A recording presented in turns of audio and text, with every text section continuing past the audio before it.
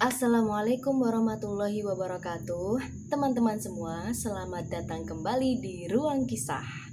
Kali ini aku mau kasih tahu sesuatu yang lebih detail tentang toxic relationship.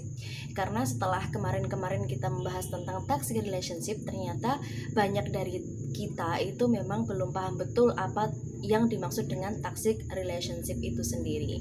Nah, nanti aku akan kasih tahu sedikit lebih detail tentang hal ini. Nah, istilah toxic relationship ini mulai booming akhir-akhir ini, dan aku tertarik untuk mempelajarinya karena memang ini adalah teori baru, atau sebenarnya ini istilah sudah lama ditemukan, cuman mulai di beberapa laman media sosial itu digemparkan atau dibumingkan, sehingga orang-orang mulai membahas lebih detail, mempelajari lebih detail, dan akhirnya membagikan juga segala hal tentang toxic relationship ini lebih detail lagi gitu.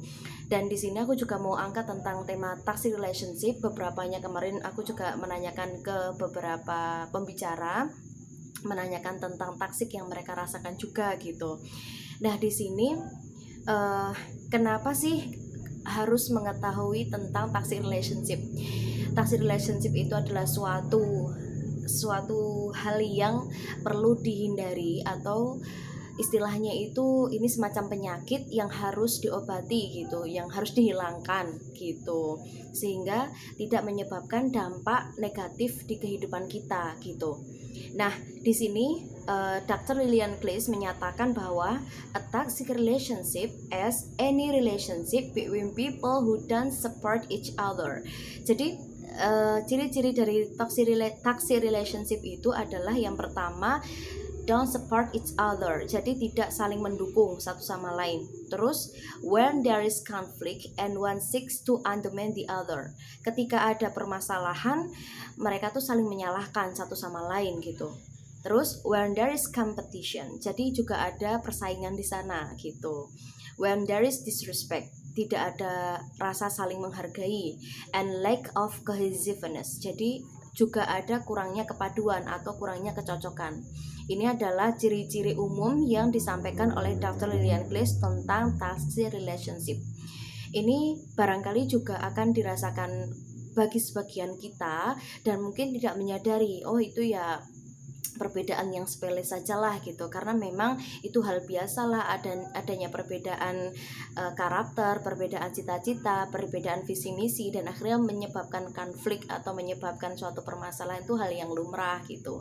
Tapi di sini memang lebih detail lagi masalah toksik ini, karena impactnya atau dampaknya di kehidupan, atau bahkan di karakter, atau bahkan di sifat, bahkan nasib itu juga, nasib di kehidupan orang itu akan sangat mencolok gitu ya.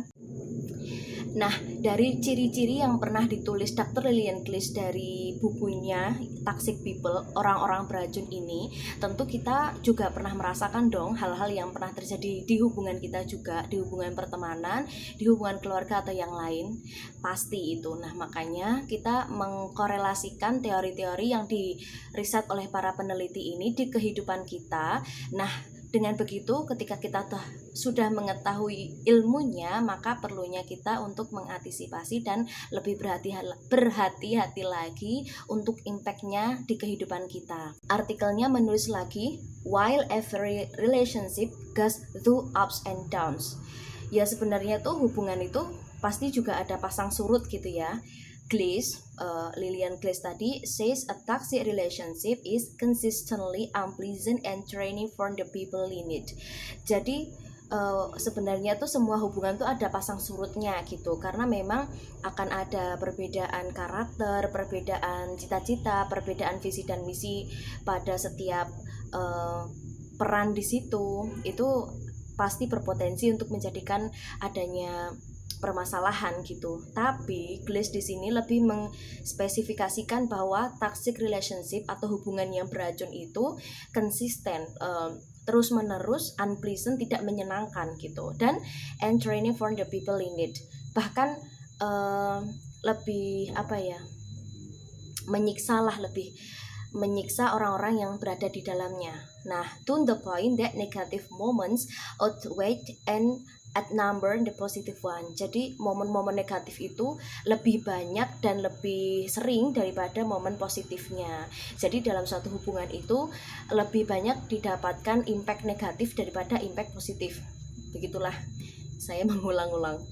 Terus di sini juga dituliskan Dr. Kristen Fuller, a California-based family medicine physician. Jadi ada Dr. Kristen Fuller dari California juga yang ahli pengobatan keluarga who specializes in mental health, yang spesialis dari kesehatan mental ya, adds the toxic relationship are mentally, emotionally, and possibly even physically damaging to one or both participant. Dr. Kristen Fuller itu menambahkan bahwa hubungan yang beracun itu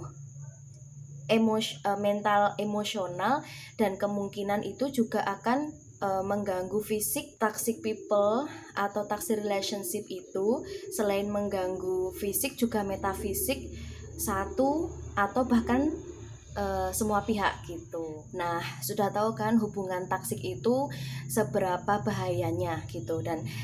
And this relationship don't have to be romantic. Jadi hubungan ini tuh bukan hanya hubungan yang romantis-romantis saja gitu. Kemarin ada beberapa yang bilang bahwa toxic relationship tuh bukannya hubungan suami istri ya gitu. Terus beberapa kali aku pertegas bahwa hubungan ini tuh bukan hanya hubungan suami istri, tapi juga semua hubungan yang terjalin, keluarga, teman, saudara, tetangga, dan lain sebagainya.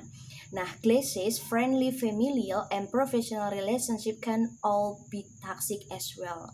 Nah, bahkan hubungan keluarga atau hubungan yang profesional sekalipun itu bisa juga menjadi toxic atau juga bisa menjadi racun. Nah, selanjutnya, what makes a relationship toxic? Jadi, apa sih yang membuat hubungan itu akhirnya beracun itu apa?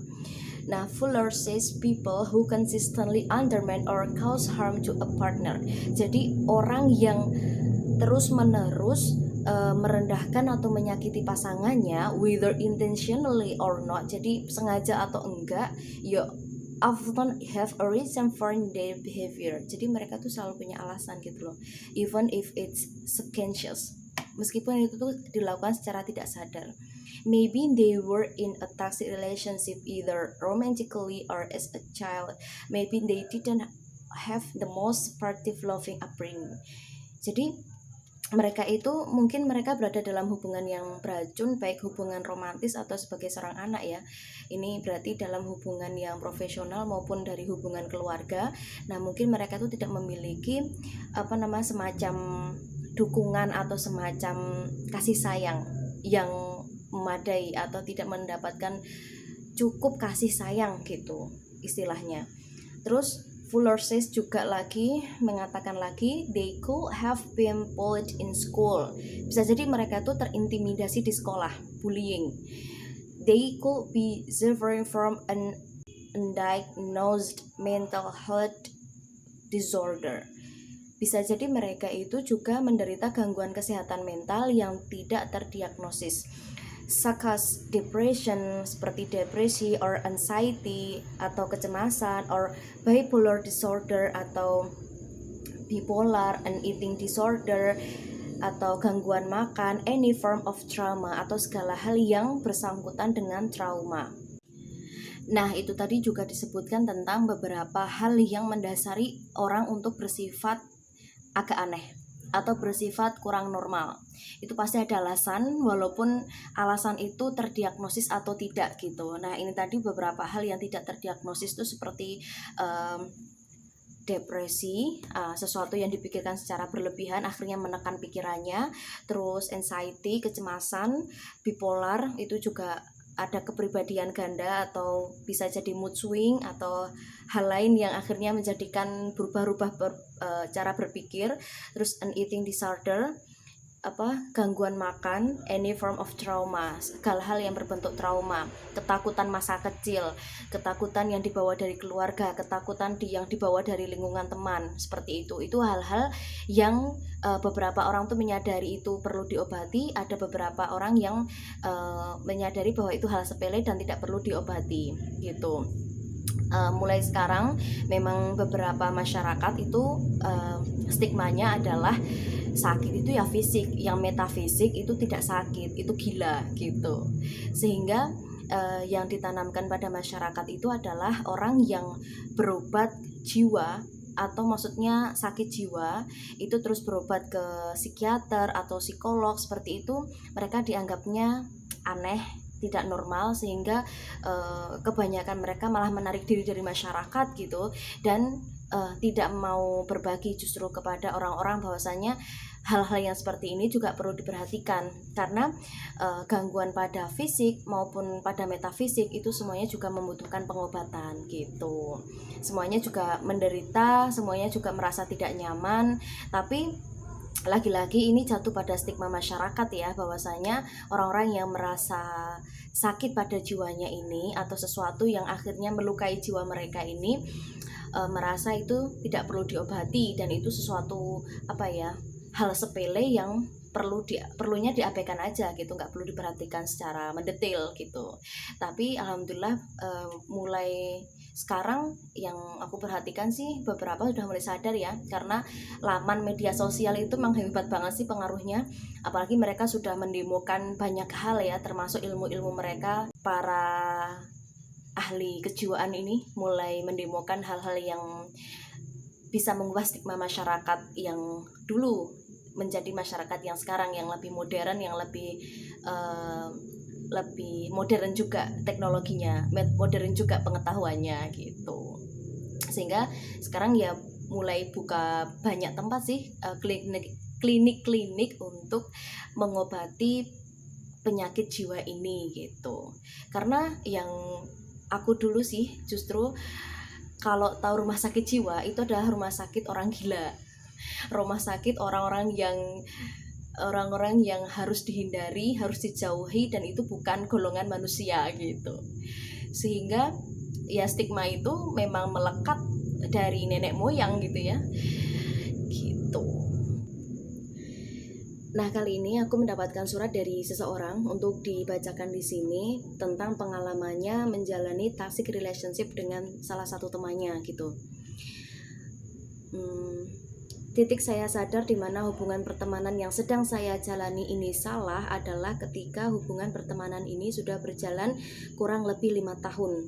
Saat itu saya merasa muak mengikuti kemauan teman saya dan saya merasa ada yang salah dengan pertemanan saya. Tapi saat itu saya masih belum sepenuhnya paham di mana letak salah pertemanan saya ini. Lalu beberapa saat kemudian muncullah istilah toxic relationship, dan kebetulan saat itu saya diamanahi sebagai penanggung jawab sebuah kajian rutin di kampus yang kebetulannya lagi kajian mengambil tema toxic relationship. Mengundang seorang psikolog. Saat kajian saya memperhatikan betul setiap materi dan apa yang disampaikan narasumber, termasuk pertanyaan yang diajukan peserta. Nah, dari materi dan beberapa pertanyaan itu membuat saya berpikir, apa jangan-jangan kasus pertemanan saya ini benar salah. Maksudnya pertemanan ini tuh benar-benar salah dan termasuk toxic relationship. Kalau ditanya akibat buruknya apa, akibat buruknya itu banyak waktu yang saya buang untuk mengikuti keinginan dia. Saya juga merasa seperti kerepotan dan serba salah dengan tindakan yang saya ambil jika tidak bertanya atau bercerita ke dia terlebih dahulu. Selain itu, selama berteman, saya selalu merasa tidak enak ke temannya itu.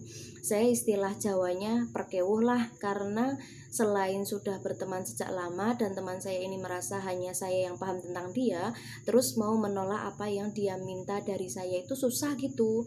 Dan sebelum saya sadar ini toxic relationship, yang saya pikirkan saya membantu teman saya dan membuat dia merasa senang. karena teman saya ini adalah perantau, jadi jauh dari orang tua dan tidak ada keluarga sama sekali di sini. Dan alasan itu juga yang membuat saya tidak bisa sepenuhnya meninggalkan sampai sekarang dan memberikan perlakuan tegas secara langsung, termasuk mengatakan saya nggak bisa atau saya nggak suka gini gitu. Walau sekarang saya sudah tahu kalau pertemanan saya ini toksik. Jadi ini merasa penulis surat ini merasa bahwa dirinya dirugikan oleh temannya gitu.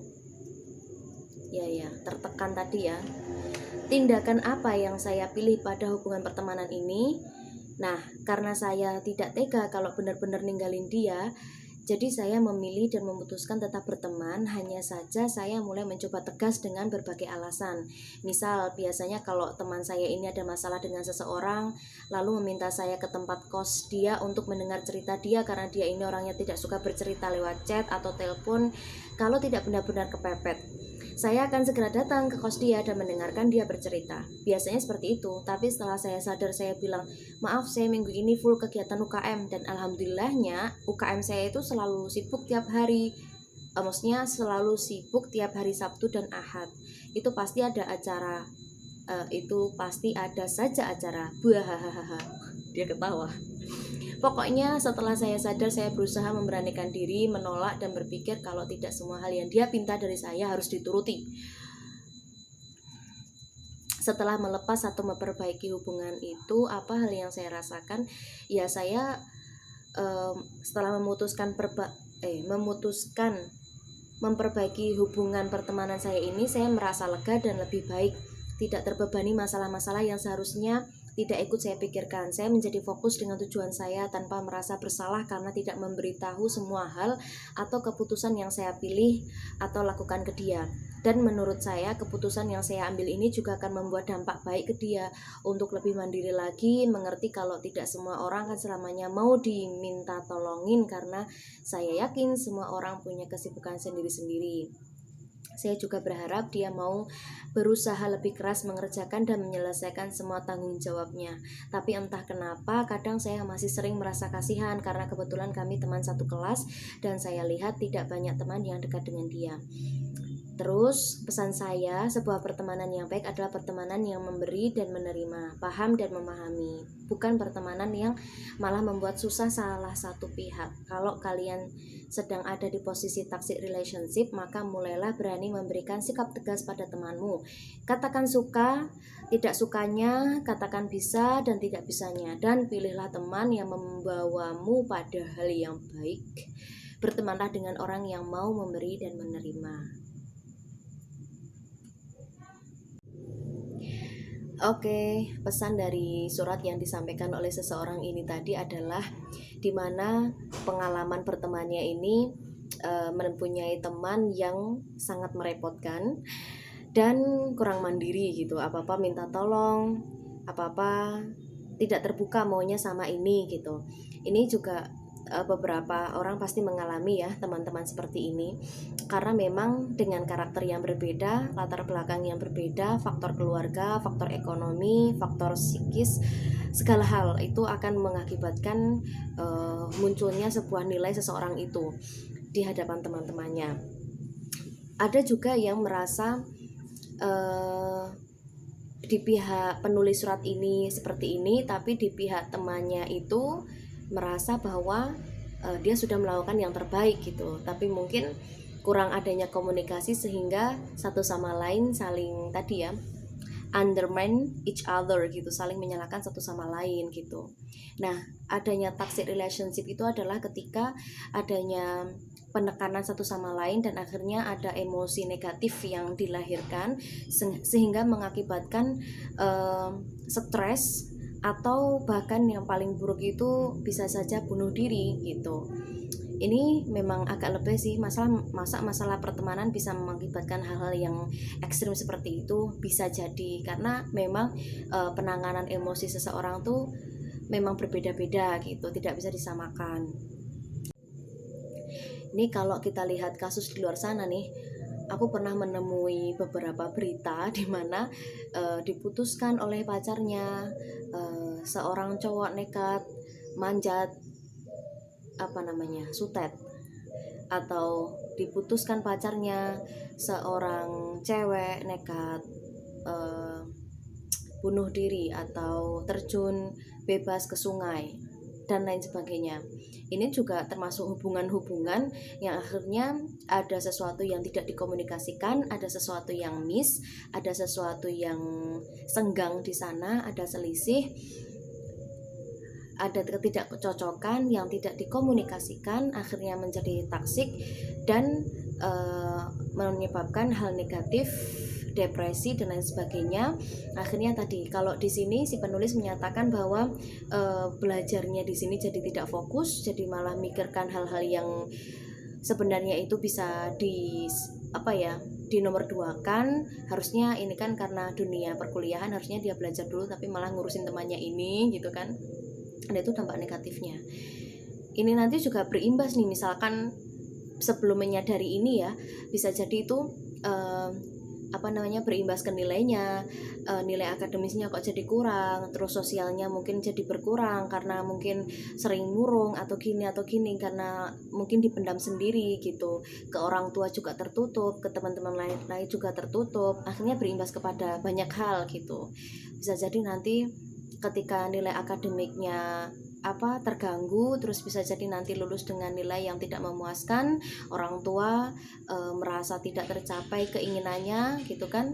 Kebanyakan kan gitu, orang tua menargetkan anak itu lulus dengan nilai segini misalkan, dan ketika ini misalkan nih penulis ini diharapkan punya nilai segini tapi ternyata tidak mencapai itu karena ada masalah ini. Nah itu yang disebut impact negatif dari toxic relationship gitu. Tapi akhirnya si penulis menyampaikan pesan bahwasanya segala hal itu disampaikan aja dengan tegas gitu, karena memang permasalahannya adalah satu pihak tadi merasa seenaknya sendiri, yang satu pihak itu juga merasa sebenarnya sudah diganggu tapi tidak berani untuk tegas atau tidak berani untuk mengkomunikasikan gitu. Mungkin sekian dulu penjelasan tentang toxic relationship. Kita akan bahas di episode selanjutnya insya Allah. Mungkin teman-teman ada yang mau berbagi juga tentang pengalaman toxic relationship, barangkali akan bermanfaat juga untuk teman-teman yang lainnya, karena masing-masing kita juga akan menerima suatu permasalahan porsi masing-masing, dan bagaimana cara penyelesaiannya supaya kalau dibagikan tuh bisa jadi referensi buat kita semua gitu. Terima kasih untuk seseorang yang telah menulis surat ini, yang telah berbagi ceritanya. Dan untuk teman-teman yang mau berbagi, saya tunggu juga cerita kalian. Dan mungkin cukup sampai di sini ya. Dari saya cukup. Assalamualaikum warahmatullahi wabarakatuh.